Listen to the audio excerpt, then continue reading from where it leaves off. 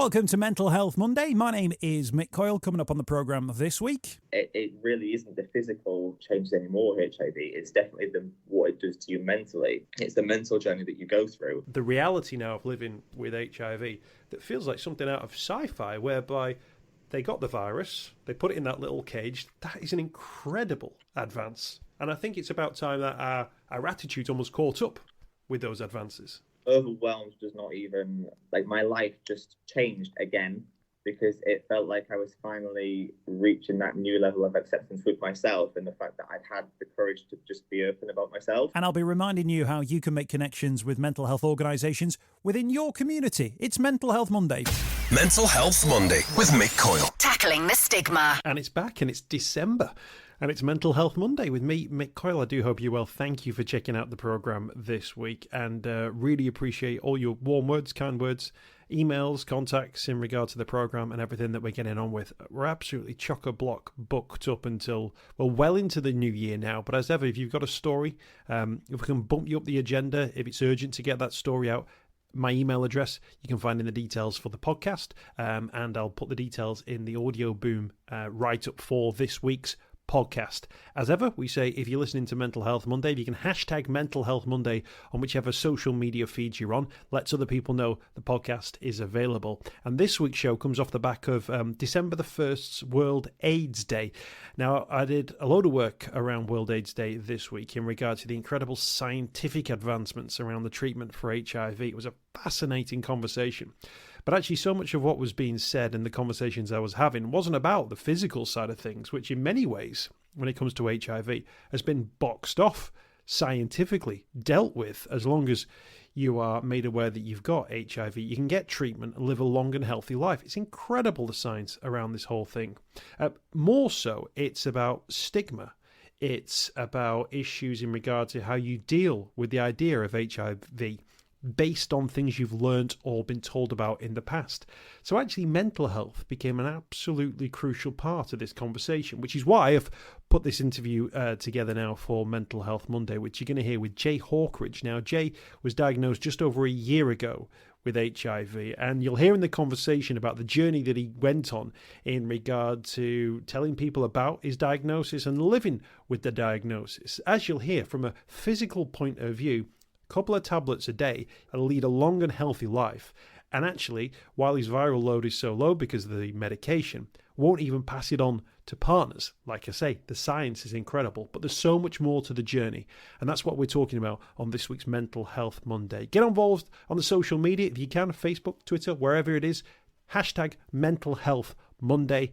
I started off by asking Jay this week how 2020 was going for him. 2020 has been nothing short of incredible, really. I mean, I've been diagnosed with HIV for just over a year now. So I spent the first half of this year with my diagnosis still a secret from a lot of people because I was still processing, understanding, obviously adjusting to the pandemic that the world was going through, as well as my own personal battle. So for me, it really has been probably the biggest year of my life in terms of personal growth.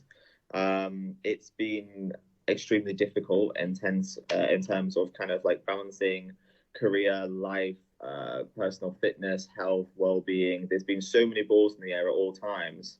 But I really feel that, if anything, the pandemic was the final straw of like a big wake-up call that has been going for quite a while now.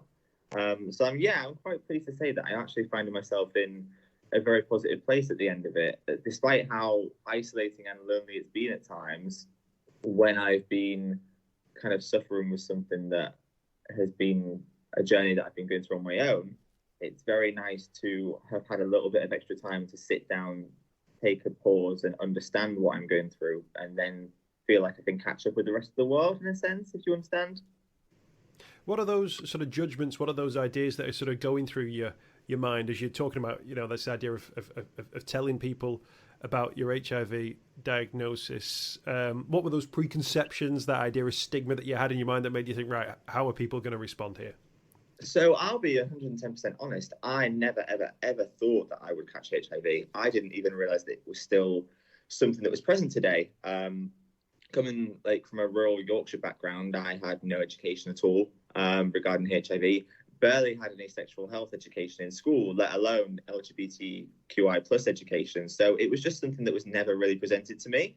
And then I obviously found out that I had it last year, and my initial thought was, oh no, like I was thinking, what information and preloaded kind of sense do I have of HIV? And I realized it was very little, but the only like memory that I could recall were films like Philadelphia, Rent the musical. It was all portrayed in a very harsh and fatal light almost. So obviously your mind kind of starts to go into panic mode. And it wasn't until I spent a couple of months understanding, talking through with my doctor and my clinic, researching. I researched a lot online of my own kind of like realities of a modern day diagnosis, that I realized that the face of HIV today is completely different. There are an entirely new generation of people living with HIV, and this is something that I think has definitely been forgotten, is how many people are still living with it today. So it's really interesting. So I only told a couple of people. I told my best friend and I told another friend. And then I spent about 4 months with just two people as my entire support line, while I, again, understood and researched myself. And then I finally had the courage to tell my mum in March. So this was about 5 months after diagnosis. And it's one of those things where I didn't want to tell anybody over Christmas, any of my family members, because I didn't want them to associate it with Christmas. And then my birthday is just before Christmas, so I didn't want it to be associated with my birthday. And then my little brother's birthday was just after Christmas, so I didn't want it to be associated then. So it was just one of those things where you kind of find, really, You find really easy excuses to just keep living by yourself with this thing. And then eventually I just came out and told my mum and said, look, I think there's something that you need to know. I think it's time that I feel comfortable enough to share it with you. And all the stigma that I thought I was going to get, and all the judgment and all the kind of fear that had been imposed on me from an early age around HIV was not present at all. Not present at all. I was quite surprised when I started opening up and telling people how not educated they were, but how willing to be educated they were. It wasn't oh my God, this is my idea of HIV. Is that the truth? It was a very, oh, I'm not really sure what that means at all.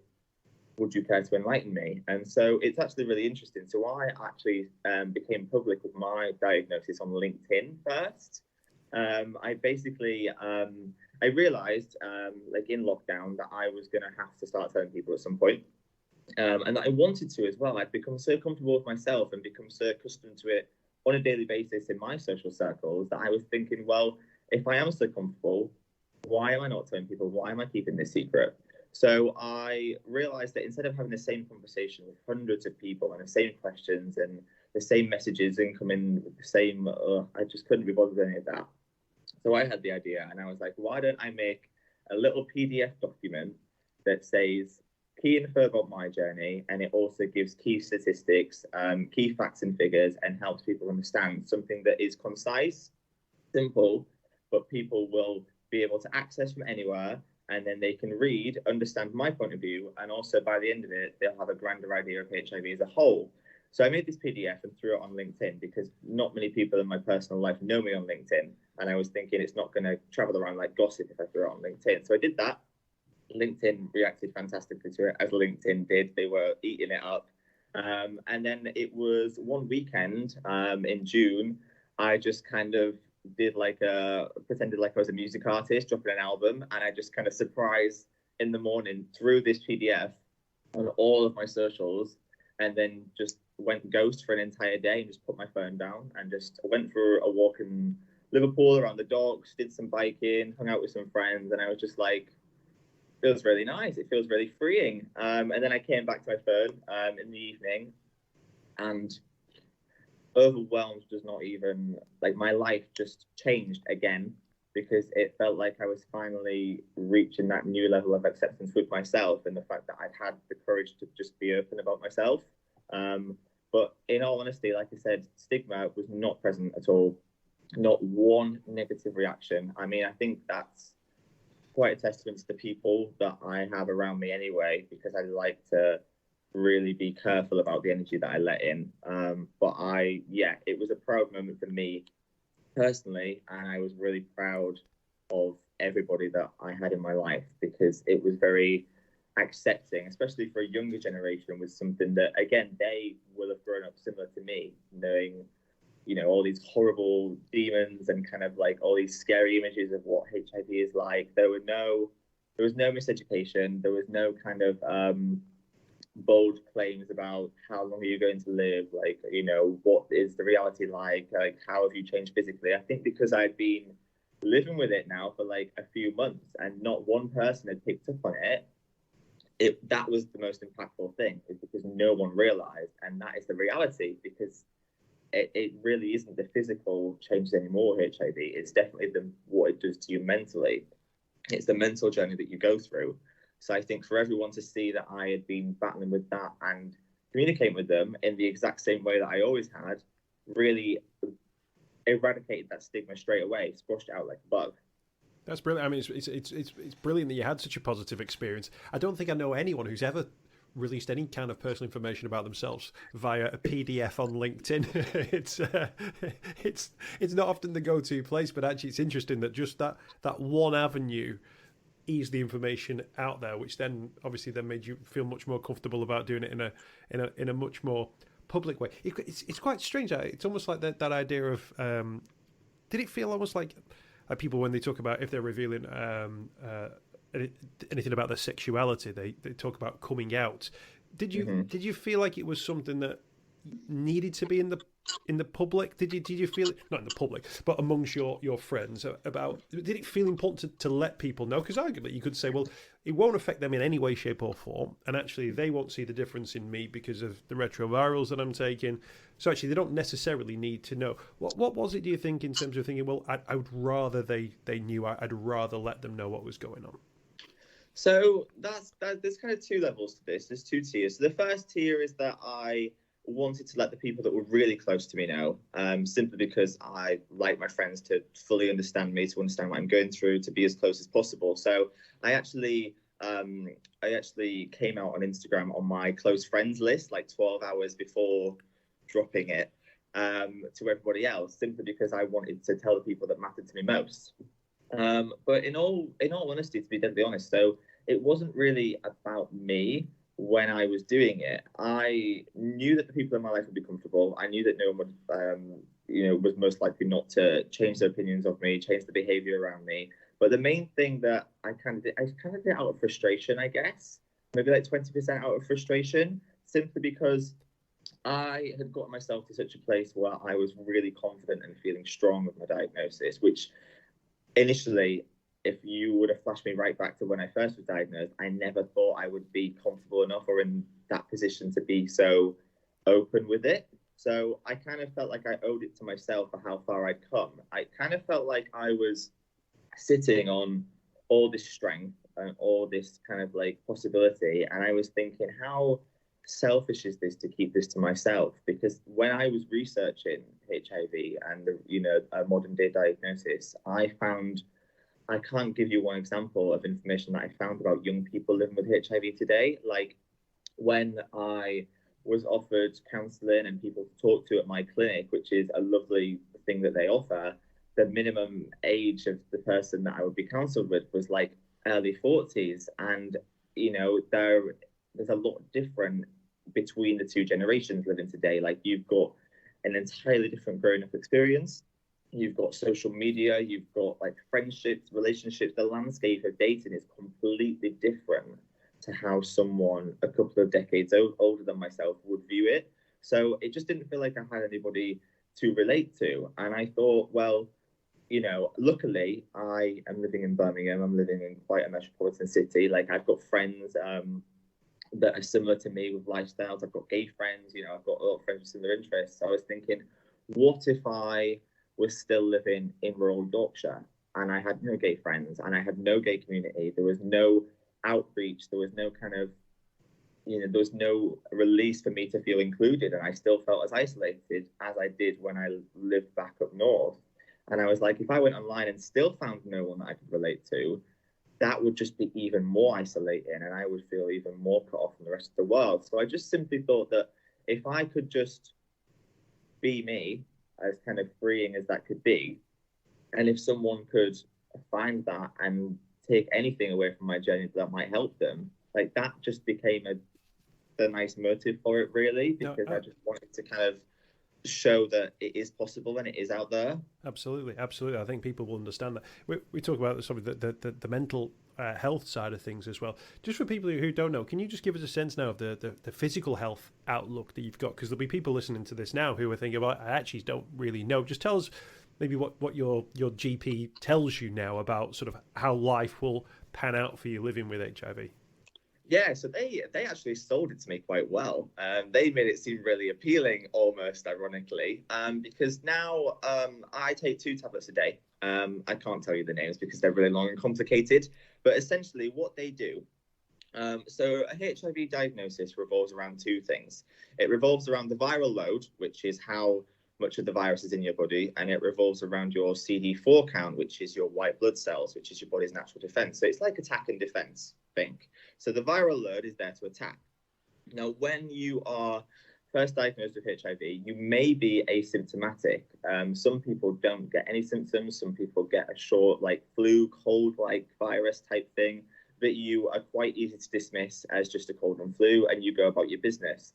Now, with me, I genetically have a really rubbish immune system anyway, so it hit me really hard. So when the virus started to rapidly replicate when I caught it, my body went into something called seroconversion, which is where the virus kind of spikes and replicates as fast as possible and super fast and goes to like the highest level that it is, and then it kind of simmers.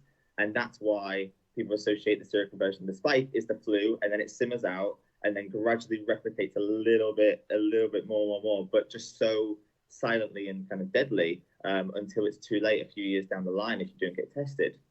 So my doctor explained it to me that the viral load is there to go up, but my medication, what it does is it brings my viral load so far down that it makes the possibility of me transmitting HIV 0%. So I am something called undetectable.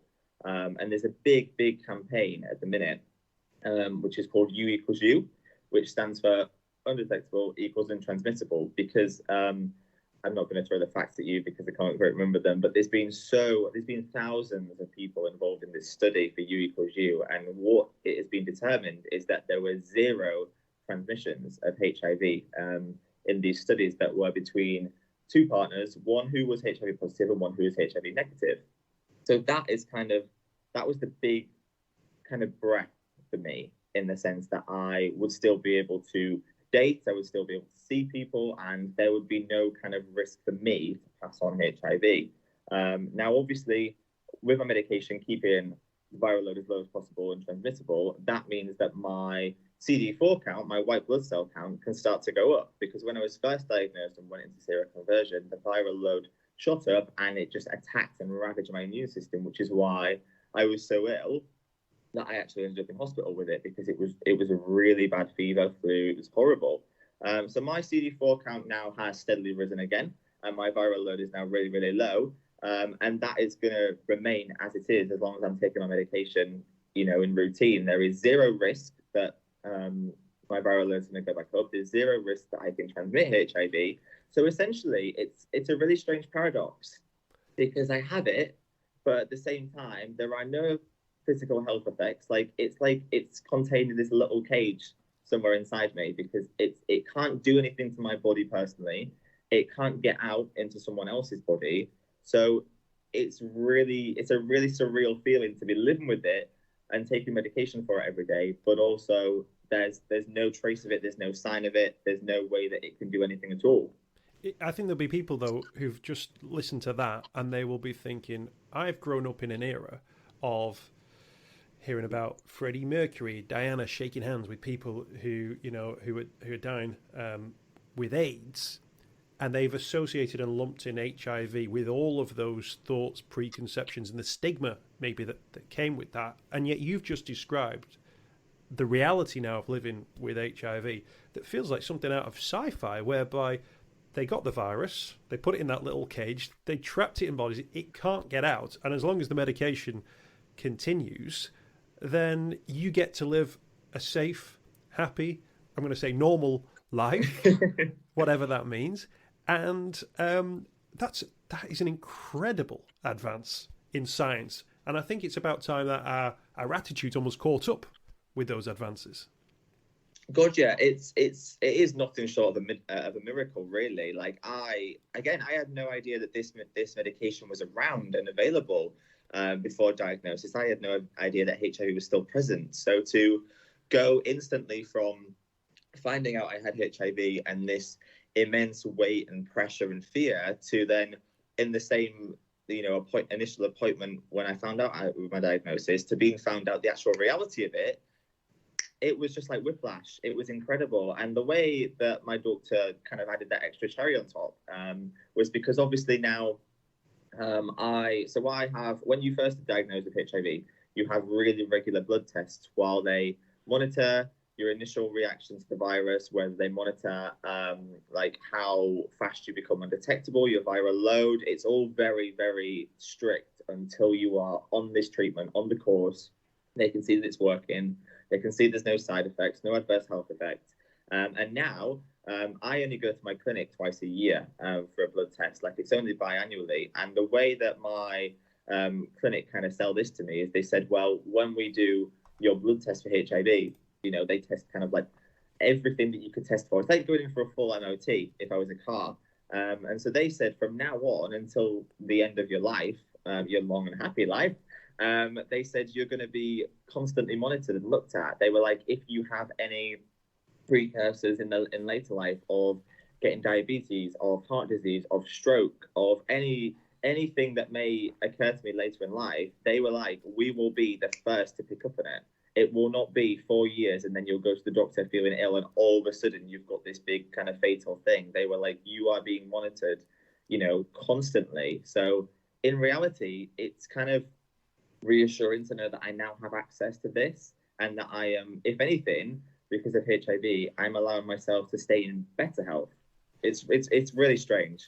One of the reports from the HIV Commission for World AIDS Day this year is talking about HIV testing, but for all that some people occasionally will get blood tests. And actually what the report recommends is that essentially when they're doing that, they should recommend for HIV testing, and I'm preempting that there'll be some people who hear about that and they'd always go, what? How dare you suggest that HIV may be a factor in my life?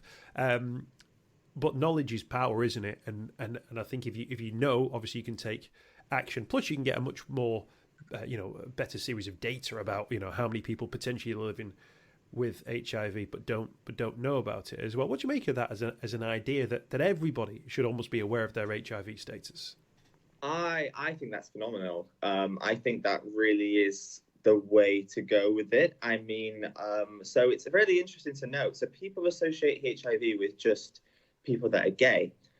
Whereas if you actually look at the stats and the facts and the figures, I'm 99% confident that the last figures released in 2018 from the National AIDS Trust were saying that 46% of transmissions were through heterosexual sex, which is a really kind of monumental figure because you don't expect that at all. You kind of think it is something, especially when you are fed ideologies by the media of the original epidemic with gay black men. You kind of associate it still in just those categories. So it's really interesting to note that like anybody can have HIV. Like HIV isn't a specific virus. It doesn't target certain demographics. It doesn't live in certain demographics. Like it's a virus. It can replicate. It doesn't care. Do you know what I mean? And it's also really interesting to note as well. So I was in monogamous relationships most of my early 20s. And it only took one time for me to catch HIV. It's really ironic because I was just come out of a relationship and I never really been into casual encounters with anybody. And my friends kind of encouraged me to, like your friends do, get out there, see the world, like get back into the dating game. And so I found someone on Instagram. that I was attracted to, and I was like, look, like I'm not looking for anything serious, but if you want to go on a date, we can do. And they said yes, absolutely. And it was that one time. That is how I caught HIV. Like I had unprotected sex once, and then a few days later, I was in the hospital, and I don't think I'm the only person to ever be in that situation. So in reality, that could have happened to anyone. Do you know what I mean? Like it really is. You can't predict it, and these decisions that you make while you think are not that impactful on your later life, I had no idea that it was going to lead me to where I am today. So I really would advocate for testing, especially when I know since the majority of my friends have admitted to me that they are not particularly in control of their own sexual health testing. I mean, I like to pride myself on always looking out for myself, and which is why going into that situation, I asked the question of, you know, I am in control of my health. Are you in control of your health? Is this safe? And that person, for whatever reason, said they were and they weren't. And this is the thing, like you have to be certain of yourself really to go into these situations. So I would definitely advocate for testing. I think that's a really important thing, especially with the cultural shift in terms of how many people are choosing, you know, not to be monogamous, not to go in relationships at all, to date a bit more freely. Like if you're going to be entering that lifestyle, the least thing you can do is look after your sexual health, because it's just as important as any other part of your health.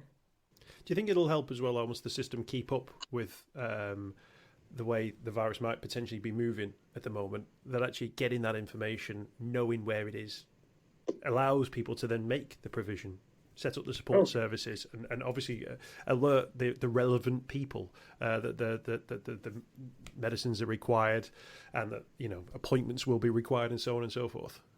Absolutely. I think it's a really good to kind of not nip it in the bud, but it's really good to get a sense of the demographics, even just geographically, and you can understand where to put the funding, where to put the help in place. Like if you imagine me, for instance, when I caught HIV, luckily, like I said, I was quite ill with mine, and I also wasn't seeing anybody else in between that period. But you imagine if I was seeing somebody and I went to see the person and I caught HIV unaware, and never got as ill as I did. Say I got flu-like symptoms, or I was asymptomatic and I didn't realize, and then I didn't get tested. And then say that I saw a couple of people in the next couple of weeks casually and didn't have anything to confess because I was completely unaware that I was, you know, I had HIV now. And if you think if I then, you know, only got tested, say a month or so down the line, or even a couple of weeks down the line, and there had been only a handful of people that I had encountered with since then, by the time that I found out, say there were 4 people that I'd seen, how many people had those 4 people seen in that time? And so by the time that I found out and told these people, they'd already had a couple of sexual partners themselves anyway. And then maybe those sexual partners had had 1 or 2 sexual partners. So it's kind of like a tree almost, in the sense that it would just fan out unintentionally and like a wildfire. So like it's, yeah, you've got to really look after it, haven't you? Well, what you described there is, you know, with people living now and talking about understandings, you just described, you know, the coronavirus, haven't you, in terms of having coronavirus, passing it on to a family member, a loved one, travels through various different, you know, colleagues and so on and so forth. And actually you've described the same thing, almost as if, you know, there's expertise and experience there from people who've lived through the HIV pandemic, who actually could actually teach quite a lot of people quite a few lessons about maybe how we deal with the coronavirus. God, yeah, like I really do think that HIV is almost a forgotten pandemic, in the sense that obviously the impact was devastating. I mean, tens of million people like died over the course of a few, you know, from then till now, as a direct result of HIV and AIDS. Like it's been catastrophic. So to kind of go into the 21st century and kind of not have any education, any understanding, any awareness, any history of everything that's happened, aside from a couple of media portrayals, is really, I think it's nothing short of damaging. Like I had a few friends, I think it was summertime, I'm not quite sure. The days kind of blended into one this year. But on the there's a Netflix series called 13 Reasons Why. And on their, I think it was their final season, they had a character that was actually diagnosed with HIV, and he was a young teenage lad. And I watched the clip because I was really interested in it because of the way that it was portrayed. And basically, this young teenage lad at the end of this show, I mean, this show has been quite kind of dicey in the media anyway for its portrayal of mental health and kind of like a few issues that affect young people. But basically, this young lad was diagnosed with HIV, and then he dies instantly upon diagnosis. And I was just like, what? I was like, that's not reality of it. Like, it's considering how young this lad is and how kind of, how little he's had the virus, it was really used, to me, as someone who's living with HIV, it was used as a shock tactic. It was used as a plot line that would, again, reinforce fear and make people think, oh my God, HIV is terrifying. And especially to a show that caters for such a young demographic and such a wide demographic, because it's a really big show, especially in America. I was really surprised that they chose the route to go down in terms of, because they got a lot of crossfire at the beginning for the way that they were portraying suicide and mental health. So to kind of start saying they were advocating for all these issues and showing the reality and wanting to give people as much information as possible, and then to end the show by killing their character who had HIV instantly, it was really it just didn't add up at all. And I think that was a really damaging portrayal of HIV. I wonder whether or not, as we move forward, and I think even conversations like this will just open people's eyes to the realities. But I think throughout, people like yourself will have to constantly go through those clunks of, oh, here's somebody who doesn't get it, here's somebody who hasn't been educated, or and sometimes if you haven't been educated, it's not necessarily your fault, because you think you know the story, you think you know the narrative, but actually that might not necessarily be the case in reality, which I think that's one of we bring it back to World AIDS Day. It's one of the things where pay attention to the news stories, listen to the lived experience, because actually your attitudes will be up to date, will be modern, will be full of understanding. And then I think the other thing is, when you then do see things like you've just described there in a TV show, you'll go, that doesn't happen, that's not right, that doesn't fit in with where we are in 2020, which makes them and forces them, I think, to catch up with where things are at as well. Jay, it's been a pleasure speaking to you today. Really appreciate you sort of sharing your story and being so honest with us as well about your experiences. Really appreciate that, and best of luck with everything we're still in this lockdowny period, teary period, and as 2021 comes, we'll bring a whole host of new opportunities as well. But I wish you all the best, and thanks for speaking to us on the programme. Thank you very much. It's been a pleasure. Thank you. I hope you've enjoyed this week's podcast. Thanks for checking out Mental Health Monday. My name is Mick Coyle. You can find me on Twitter at Mr. Mick Coyle. You can also find me, Mick Coyle, on Facebook as well. Don't forget, if you want to speak to somebody about your mental health, you can do so. The Samaritans, free to call on 116 123. You can find mental health services where you are. Just look for the Hub of Hope. Type in your postcode. It'll find those mental health services close to you. And for support in a crisis, you can text SHOUT to 85258. That's if you're experiencing a personal crisis, you're unable to cope and need support. Shout to 85258. That's a text line. Do get involved in those services. In an absolute emergency, always remember the number to call is 999. Thanks for downloading the podcast this week. We'll be back next week with more Mental Health Monday.